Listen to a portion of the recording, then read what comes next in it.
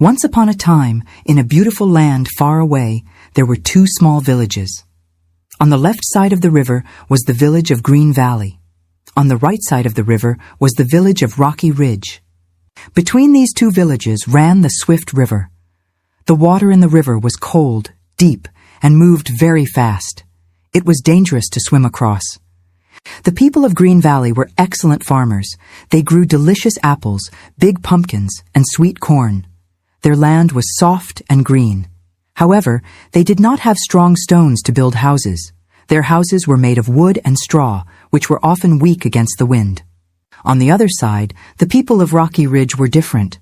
They were miners and builders. They had strong gray stones and iron tools. Their houses were tall and strong. But the ground in Rocky Ridge was hard and dry. It was very difficult to grow food there. Many years ago, a strong wooden bridge connected the two villages. Back then, life was perfect. The farmers from Green Valley walked across the bridge to trade their fresh food for strong tools and stones from Rocky Ridge. The people were friends. They celebrated holidays together. They helped each other. But one sad night, 20 years ago, a terrible flood destroyed the bridge. The wood snapped, and the bridge washed away into the dark water. After the bridge broke, the people shouted across the river. "We will build it again tomorrow," they said. But tomorrow never came. The people of Rocky Ridge waited for the farmers to bring wood. The farmers of Green Valley waited for the builders to bring stone. Neither side made the first move. They were stubborn. As time passed, the shouting stopped. The waving stopped. The people forgot their friends on the other side. The elders told stories about the other people, but the children did not believe them. "Those people are not like us," the parents in Green Valley would say. "They are cold and hard like their stones." "Those people are lazy," the parents in Rocky Ridge would say. "They only sit in the sun and watch the grass grow." Now a young man named Leo lived in Rocky Ridge. Leo was not like the others. He was curious. He often sat by the edge of the rushing water, looking at the green trees on the other side. He felt that something was missing. One afternoon, while sitting by the riverbank, Leo saw something on the other side. It was a girl, about his age. She was washing clothes in the shallow water. She looked up and saw him. For a long moment, they just looked at each other. They did not wave. They did not shout. They simply looked at the stranger across the dangerous water, wondering what life was like on the other side. The sun began to set, turning the river gold and orange. The divide between them felt bigger than ever. The bridge was gone, and without it, the two villages were slowly failing. But nobody wanted to admit it yet. A few weeks after Leo saw the girl by the river, the weather began to change. The bright blue sky turned a dark, angry gray. The air became heavy and cold. The birds stopped singing and flew away to find shelter. The older villagers in both Green Valley and Rocky Ridge looked at the sky with worry.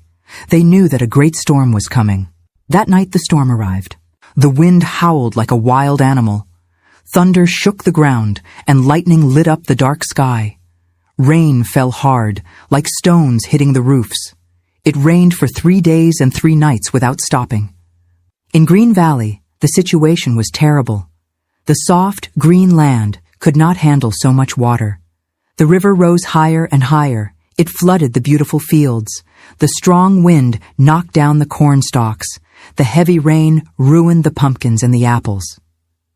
When the storm finally stopped, the people of Green Valley walked outside. They cried when they saw their farms. The fields were full of mud. Their winter food supply was destroyed. They had fresh water from the rain, but they had very little food to eat. Across the river, in Rocky Ridge, the problem was different. The people there lived in strong stone houses, so they were safe from the wind.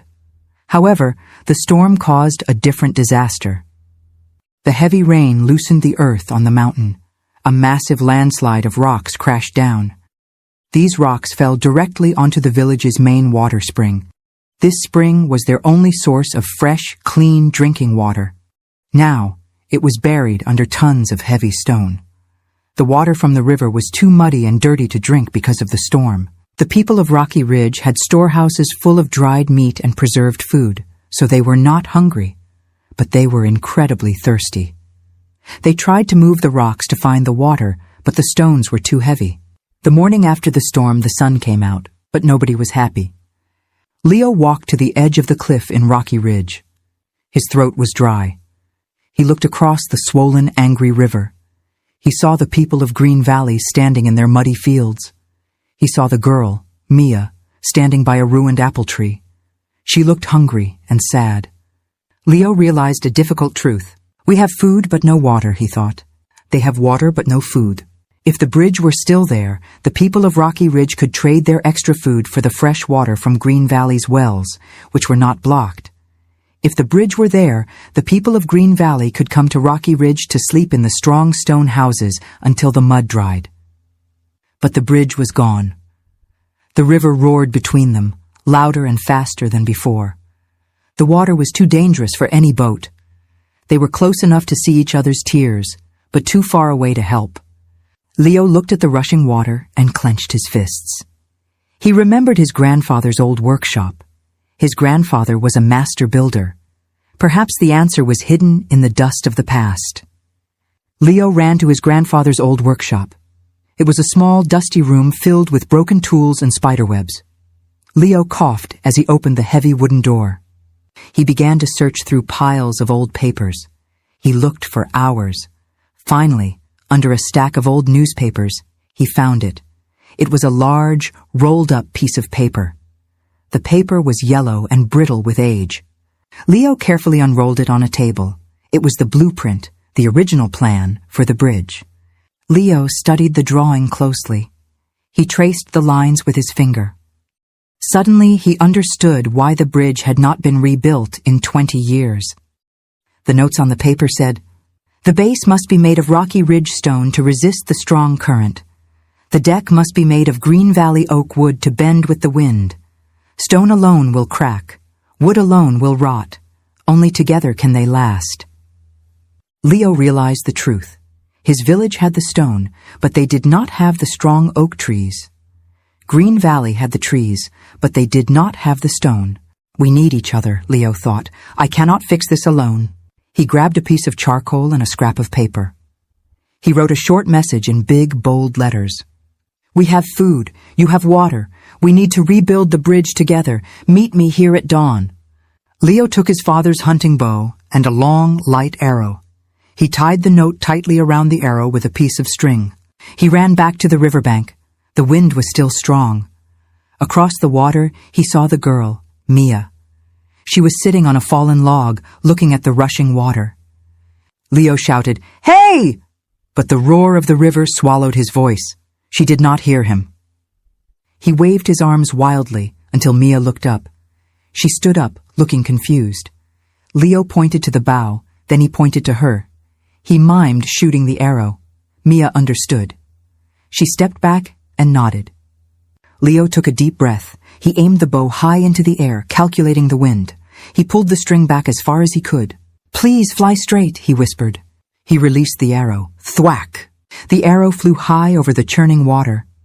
For a second, Leo thought it would fall into the river. But the wind carried it just enough. It landed with a soft thud in the wet grass, just a few feet away from Mia. Mia ran to the arrow. Her hands shook as she untied the note. She read it once, then twice. She looked across the river at Leo. Leo waited, his heart pounding in his chest. Mia turned and ran back toward her village. Leo felt a sink of disappointment. Did she run away? Was she angry? But a moment later, she returned. She was holding a large white cloth. She waved it in the air 3 times. It was a signal. Yes. Leo smiled for the first time in days. The connection was made. Now the hard work would begin. Leo ran back to the village square of Rocky Ridge. He held the blueprint high in the air. "Listen to me," he shouted. "We can save our village." The elders looked at him doubtfully. "How?" asked the chief elder. "We cannot eat stones." "We can trade," Leo explained, "and we can rebuild the bridge, but we need the people of Green Valley." At the same time, across the river, Mia was speaking to the farmers of Green Valley. They were tired and hungry. "The people of Rocky Ridge have food," Mia said. "They are thirsty, But we have water. If we help them, they will help us." At first, the people were angry. "They ignored us for 20 years, shouted a farmer. "And we ignored them," Mia replied softly. "Pride will not fill our empty stomachs." Slowly, the villagers agreed. They realized they had no other choice. The next morning, the two villages met at the riverbanks. There was no bridge, but there was a plan. First, they needed to trade survival supplies. Leo and Mia used the thin string from the arrow to pull a thicker rope across the river. They tied the rope around strong trees on both sides. The people of Rocky Ridge tied baskets of dried meat and bread to the rope. They pulled them across to Green Valley. The hungry farmers cheered. In return, the farmers filled wooden buckets with fresh, clean water. They sent the buckets sliding across the rope to Rocky Ridge. The thirsty miners drank deeply. With their strength returned, the real work began. The blueprint required two things: strong stone for the foundation and flexible wood for the top. But they could not move heavy stones or huge logs across the rope. They had to be clever. Leo shouted instructions across the roar of the water. "Build the stone base on your side. We will build the stone base on our side." The miners of Rocky Ridge began to cut heavy gray stones. They lowered them into the mud on the bank to make a solid foundation. Across the river, the farmers did not have stone. So, the miners used the rope pulley to send heavy stones over, one by one. It was slow, dangerous work. "Heave, pull!" the men shouted. Meanwhile, the farmers of Green Valley went into the forest. They cut down their strongest oak trees. They shaped the wood into smooth planks. Since Rocky Ridge had no trees, the farmers sent bundles of wood across on the rope. For weeks, the sound of hammers and saws filled the air. Clang, clang, chop, chop! It was difficult. Sometimes the rope got stuck. Sometimes the wood was too heavy. There were moments when they wanted to quit. But then a miner would look across the river and see a farmer waving at him. A farmer would see a miner giving a thumbs-up signal. They were not just building a bridge, they were building trust. They learned to communicate without words. They learned that the lazy farmers were actually very strong and the cold miners were actually very kind. Day by day, the two halves of the bridge stretched out over the water. The final day of construction arrived. The sun shone brightly over the swift river. The storm was just a memory now. The bridge was almost finished. There was only a small gap left in the very middle. The villagers from both sides gathered on the riverbanks. They held their breath. They watched silently as Leo from Rocky Ridge and Mia from Green Valley walked out onto the new structure. Leo carried the final piece of oak wood. Mia carried a hammer and iron nails. The river roared beneath them, but the new bridge was steady. It did not shake. The stone foundation was deep and strong. The wooden top was flexible and smooth. Leo and Mia met in the middle. Up close, Leo saw that Mia's eyes were kind. Mia saw that Leo's hands were gentle, despite his hard work. "We did it," Leo said, smiling. "Together," Mia replied. Leo placed the final wooden plank into the gap. Mia hammered the nails down. Bang, bang, bang! The sound echoed through the valley. A loud cheer erupted from both sides of the river. Birds flew up from the trees, startled by the happy noise. The bridge was complete. The villagers did not wait. The miners of Rocky Ridge walked across, carrying baskets of iron tools and coal. The farmers of Green Valley walked across, carrying baskets of apples, corn, and pumpkins. When they met in the middle, they did not just trade goods. They shook hands. They hugged. Some of the old people recognized friends they had not seen in 20 years. They laughed and cried with joy. That evening, there was a great feast in Green Valley. The miners brought tables and chairs made of stone and iron. The farmers provided a delicious meal of roasted corn and apple pie. The people of Rocky Ridge finally drank fresh, sweet water from the farmers' wells. The people of Green Valley finally fixed their broken roofs with the strong nails and tools from the miners. The chief elder of Rocky Ridge stood up to make a toast. He held up a cup of water. "We thought the river divided us," he said, "but we were wrong. It was our silence that divided us." Leo and Mia sat together, watching the moon rise over the new bridge. It looked like a silver ribbon tying the two lands together. They knew that storms would come again. They knew the river would flood again. But they were not afraid. They learned that a bridge is made of more than just stone and wood. It is built with courage, communication, and unity. And a bridge built with unity can never be broken.